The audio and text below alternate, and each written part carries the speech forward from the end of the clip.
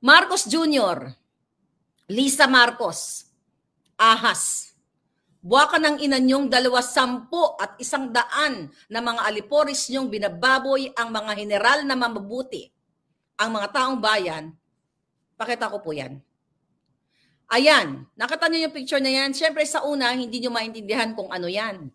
September po yan, pumunta si Kuting sa New York. Nag-state visit, di ba? Nag-visit-visit ang hinayopak dyan. Ayan, si Tambaluslos, andyan si Lisa. Okay, bigyan natin sila ng label. Okay, next. Paulit-ulit ko po yan. Nakita niyo po ang pangalan na si Mark Anthony Sayarot. Okay? At yung si Bullet Halusos ng Tape Incorporation, ng Incorporated. Okay? So, tandaan niyo yung mga pangalan. Okay? Ito po, yan. Si Sayarot, tumutok kayo kay Sayarot. Okay? Yan po. Si Mark Anthony Sayarot ay nahuli. Okay? Nahuli ng may pulburon. 2 toneladang pulburon ang nahuli dyan na intercept na in-export nila papuntang Australia na na-intercept ng Australian Federal Police. At aside from that, nahuli yan sa Ayala, Alabang, okay? Yang taong yan, kaya nga mayroong mugshot yan, nahuli siya dahil nagluluto siya ng pulburon. Ngayon mga kababayan, based sa statement dito ni General Macanas, which is actually ang source dito is ako. Okay?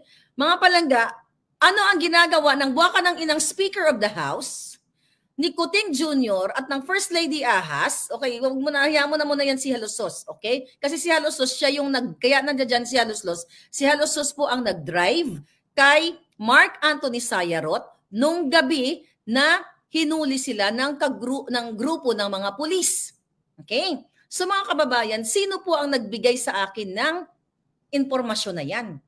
Mga general din, mga taong nasa gobyerno, yan yung mga puting ahas ko dahil imbis na ikulong yung si Sayarot na yan, mga kababayan, okay, pinrotektahan ni Marcos Jr., ni Lisa Smugs, ni Speaker of the House, imbis na makulong, nakalabas po yan dahil non-bailable ang case niyan. Kahit i-research nyo ang pangalan niyan, nandyan po yan. So hindi lang talaga pulboronic si Kuting, singot-singot, protector pa din.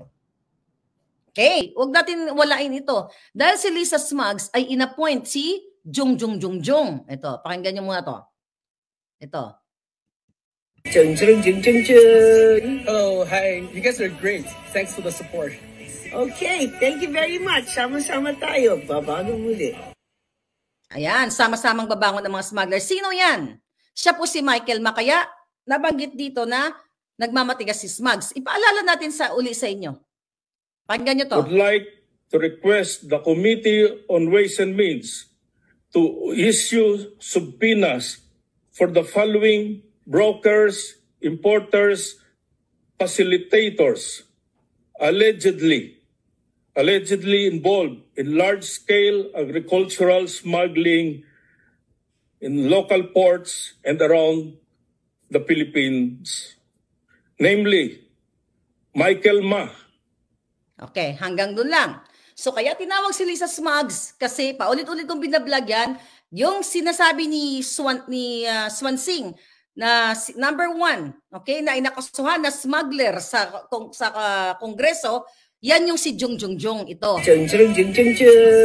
Hello, hi. You guys are great. Thanks for the support. Okay, thank you very much. Sama-sama tayo. Babangon muli. Okay, then after that mga palangga, para maintindihan nyo, lingid sa inyong kaalaman.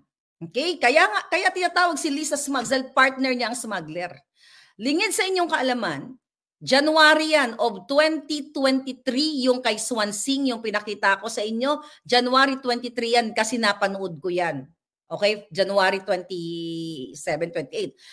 After that, na inireport ko sa inyo, hindi na muling pinatawag si Michael Ma sa Kongreso. Kasi nga, ang protector niya... Hello, hi. You guys are great. Thanks for the support. Okay, thank you very much. Sama-sama tayo. Ngayon mga palangga, lingid sa inyong kaalaman, June, okay? Ang puting ahas ko dito si Sas Rogando Sasot. at pinag-usapan namin sa vlog. Lingid sa kalaman ng taong bayan kahit ito ay may hinaharap na smuggling case at hindi pinag-report sa Congress, inappoint ng buwaka ng inang Lisa at Kuting Jr. as special envoy to China. Ito po. Special Envoy of the President to China, Mr. Michael Ma.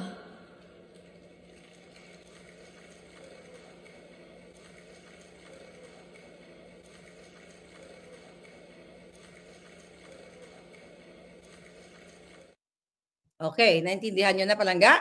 So, ngayon, naintindihan nyo na kung bakit tinatawag namin siyang Lisa Smugs. Yung mapakita ko lang video na inappoint si Michael Ma na Special Envoy to China. Inilihim ng buwaka ng inang gobyerno Kuting at Ahas Administration, Polboronic Administration, Polboronic Republic, yun, mas rhyme yun, inilihim sa 115 na ba tayo ngayon? 115 million Filipinos ang pag-appoint ni walang term of reference, ni walang dokumento, pero uma-acting na presidential envoy to China.